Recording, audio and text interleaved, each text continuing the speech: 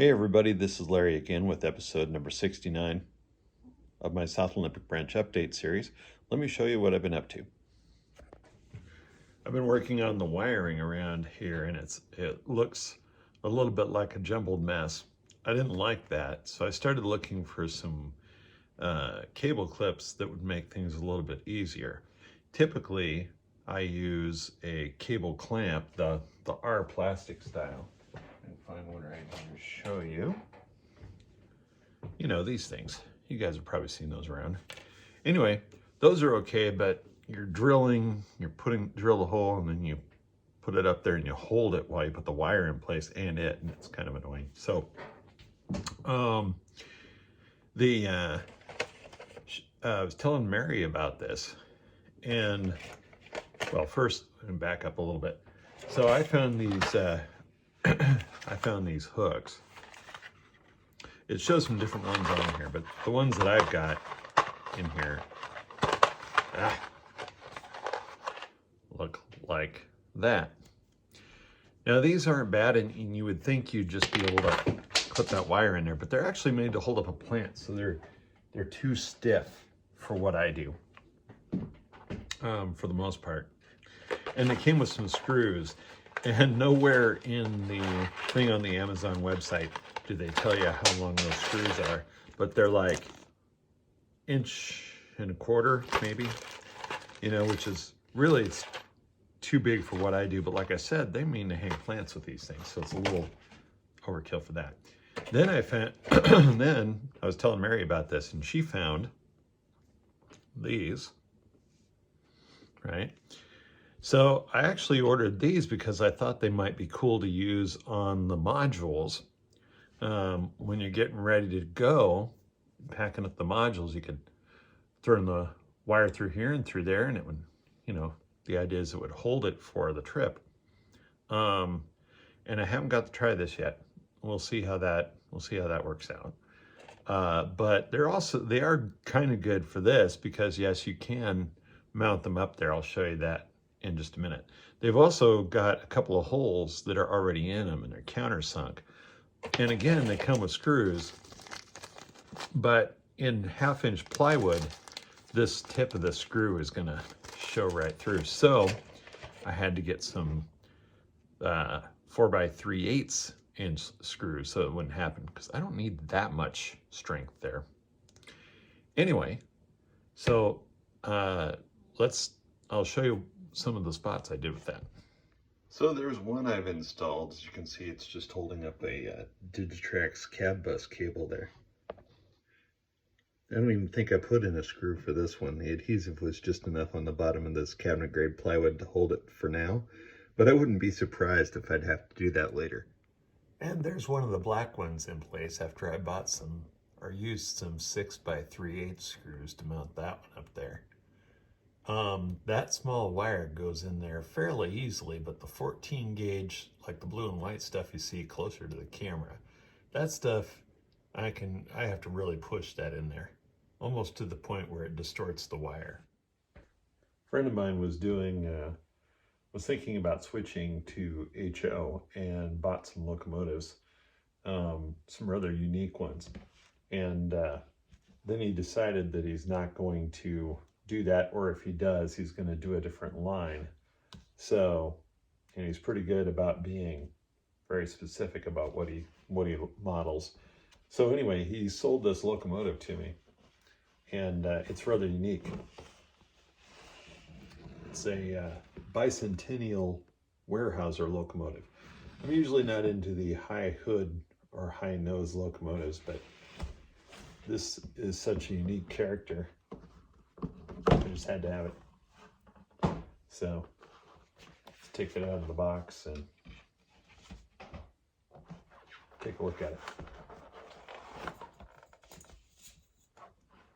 The foam tries to stick to me.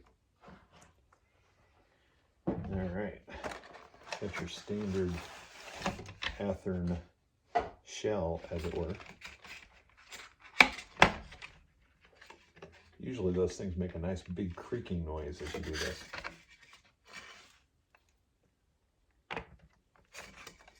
Let's tilt the camera down a little bit.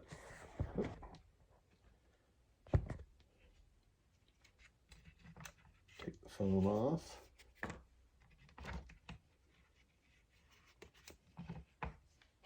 All right.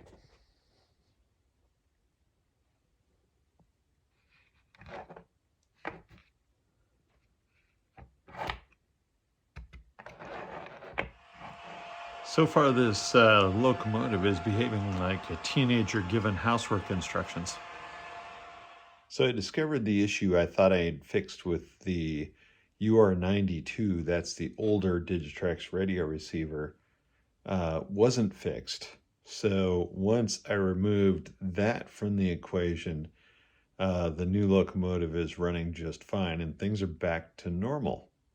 Well, you know, for what passes for normal around here. Now that I've made some adjustments to this thing, and including lowering the volume and that kind of thing, let's see how it runs. We'll pick up some cars and maybe a caboose.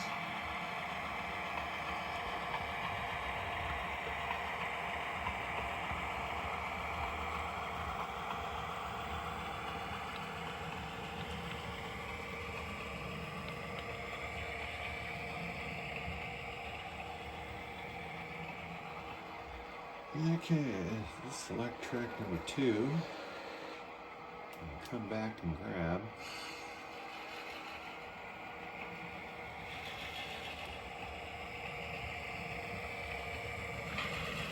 the green cover. I guess you can't see that green cover. Alright, well, that's what it goes.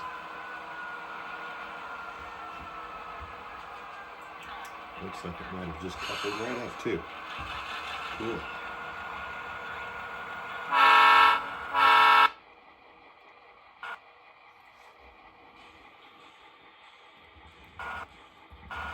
Probably need to clean the track.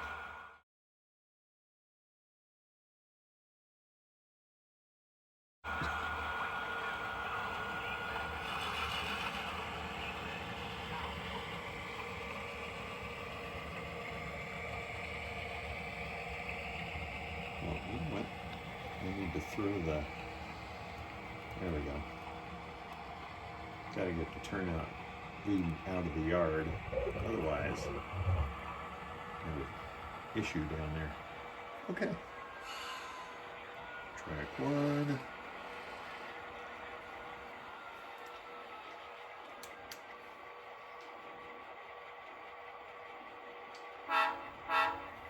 Okay. I sure do like that they started adding function 3 as a short horn.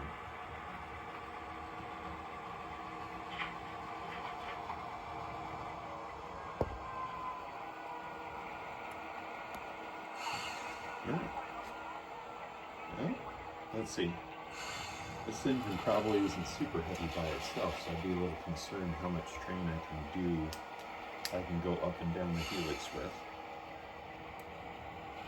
But let's see. I think we're going to go back and pick up the random Civic Caboose that's on the other track. That'll be a good one to grab. And have a Weyerhaeuser caboose. I'm not sure that anybody's ever made one.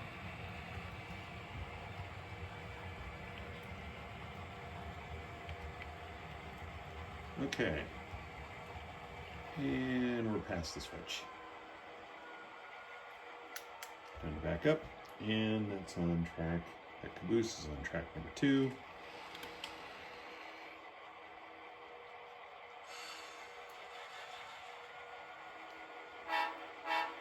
All right.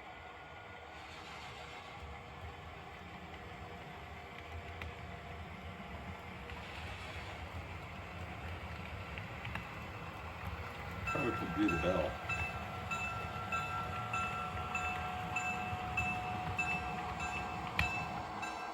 Always nice when you got a bell that's not too fast, not too slow, it's just right.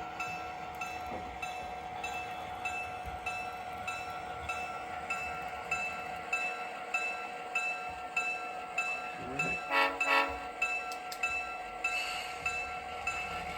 Okay, we're ready to leave the yard with this train.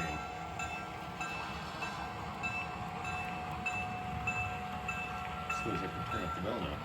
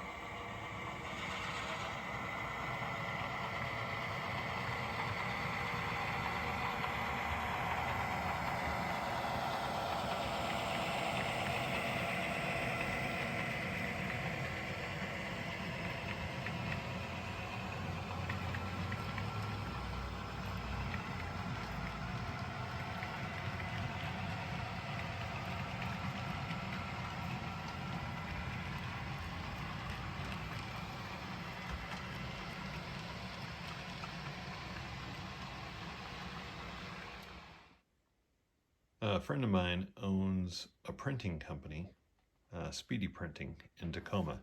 Now, never mind the shadows on my backdrops here, because that'll be fixed as I do things like get that wire buttoned up out of the way, you know, and stuff like that. That was just one of the reasons I was working on doing that. But anyway, so I got a couple of backdrops. And now where the Harbor paper plant, Rainier paper plant is going to go, I've got my backdrop there, and I think that one is finally going to work. And then on the other side of the peninsula here, we've got Aberdeen Yard. Now, you'll notice there's a big ugly seam in the middle of this one. I got some, at Mike's suggestion, Mike Sleece, who owns the Speedy Printing down in Tacoma, I bought some PVC glue, and I'll be gluing these two things together. I'm also ordering some mirror clips to replace the spring clips that you see up there to hold the backdrops in place. I think that'll do just fine for this. But yeah, as you guys can see, there's a bunch of wires hanging down there. It's no good. I gotta fix that. And I've been working on preparing to set up the layout command control, the turnout control for this area. I've already got a couple more turnouts wired up over here. Doesn't look very pretty, but and we're not quite there yet, but we're getting there. So it's connected to that BOBS, the breakout board right there for that tortoise right there and the two tortoises right there, and I'm gonna have another turnout behind it, so on this side, so there'll be a total of 4 turnouts there. And then I've got some other control going in over here, and that's why I needed that additional tower and that SMD8.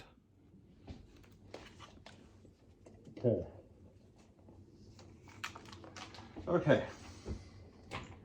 Been doing some heavy duty soldering here tonight. Well, I don't know if you'd say heavy duty, but it's a lot. I'm building another number 4 turnout to place over here in the yard of the chemical plant.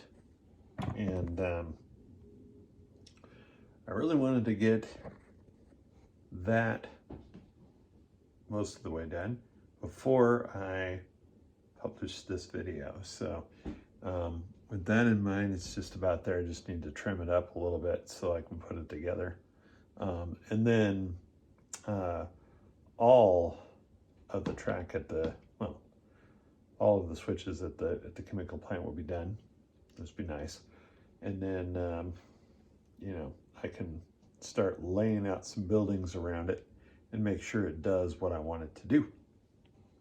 Now with that turnout in place, I'm looking back and forth at what I've got, and you know, I might just take that turnout and that turnout out of there and just leave this single line back there. I'm thinking about it. I might not need that much space or that much track back there. Might be just as fun without the extra. I can still use those turnouts elsewhere because they're not permanently mounted yet. So to that end, I think it's time to step back and contemplate. Thanks for joining me for episode number 69. Until next time, this is Larry signing off. Take care and have fun with your trains out there. Bye-bye.